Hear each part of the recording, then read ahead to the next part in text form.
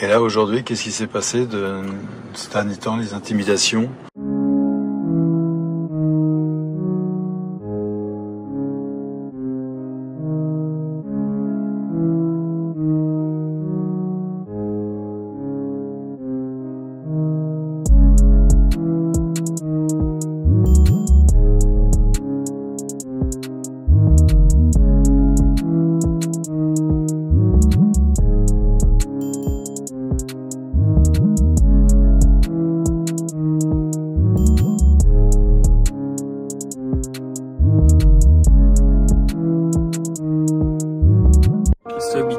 Gérant de la SCA des Vergers de la Motte à Saunières, agriculteur bio, producteur de pommes à cidre essentiellement. Reconnu un peu comme lanceur d'alerte sur des dossiers chauds que sont le dossier prosulfocarbe, qui est un pesticide pour lequel l'ANSES vient de demander une diminution des doses parce qu'avec des risques importants pour la santé des enfants. Au bout de 7 ans, il serait temps de l'enlever, ce truc-là. Et aussi, malheureusement, avec un dossier lourd contre les banques, puisque j'ai amené à Bercy la preuve de l'évasion fiscale des banques françaises. Suite à un gros problème avec le Crédit Agricole et 12 ans de procédure. Et aujourd'hui, qu'est-ce qui se passe? Eh bien, aujourd'hui, j'ai affaire à une véritable cabale. Ma ferme est menacée de saisie, puisque j'ai dû me mettre en redressement judiciaire. Je suis blacklisté bancaire. Donc sans accès au crédit depuis maintenant 17 ans. J'ai une procédure qui le prouve, j'ai gagné au bout de 15 ans de procédure et 32 000 € de frais d'avocat contre le Crédit Agricole. Maintenant j'ai eu un jugement bidon où il y a eu une entente d'avocat avec une pression de la franc-maçonnerie, pour être très clair. Pression de la franc-maçonnerie, pour être très clair. Donc je me fais plus trop d'illusions quant à la liberté de la justice en France. Et ça me rend pas très optimiste quant à ce qui me pend au bout du nez, quoi. Racontez-nous votre ferme un petit peu, comment est votre ferme? Ma ferme, reconnue comme étant une ferme modèle en matière d'agriculture bio-végétale, est reconnue parce que j'ai une gestion agro-environnementale de mes vergers par l'introduction d'animaux, que sont le cochon, un cuné pour la race, la poule noire de Janzé et le mouton Shropshire qui entretient mon verger. Et ils sont tous en liberté, c'est ça? Ils sont tous en liberté, entre parenthèses dans le verger. Je suis censé être le modèle que tout le monde veut, mais pour la FN Mafia, la FNSEA pour être très clair, je suis l'homme à abattre. Pourquoi? Eh bien parce que, effectivement, je ne peux pas me défendre sans leur tirer dessus un boulet rouge.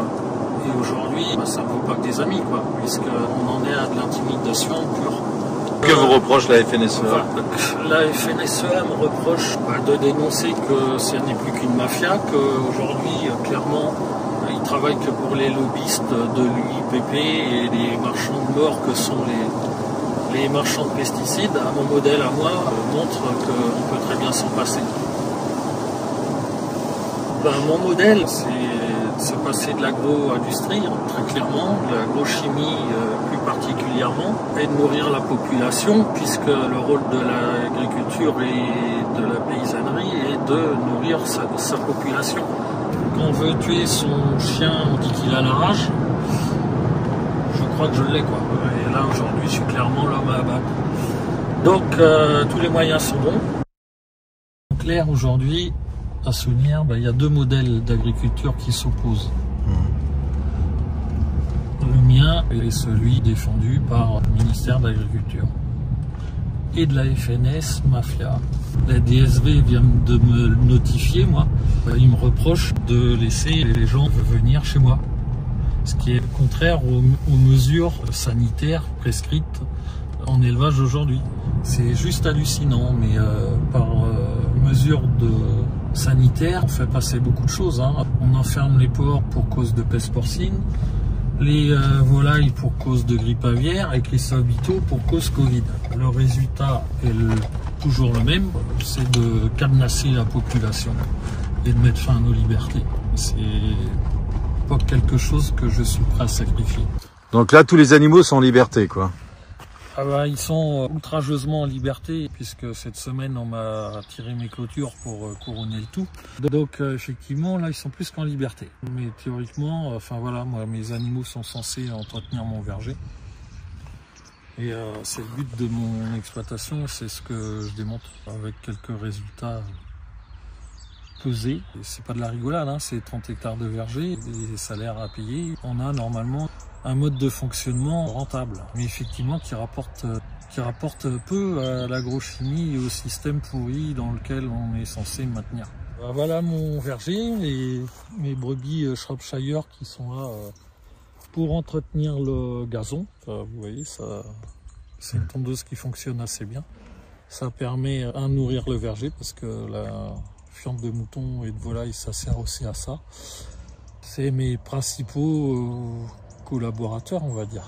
Et Ante, c'est le verger qui produit combien de litres de cidre ou de... Chez nous, normalement, en année normale, alors ce qui n'est pas le cas cette année, on a eu un gros problème climatique, mais normalement, on a un potentiel de 300-400 tonnes de pommes par an, quoi.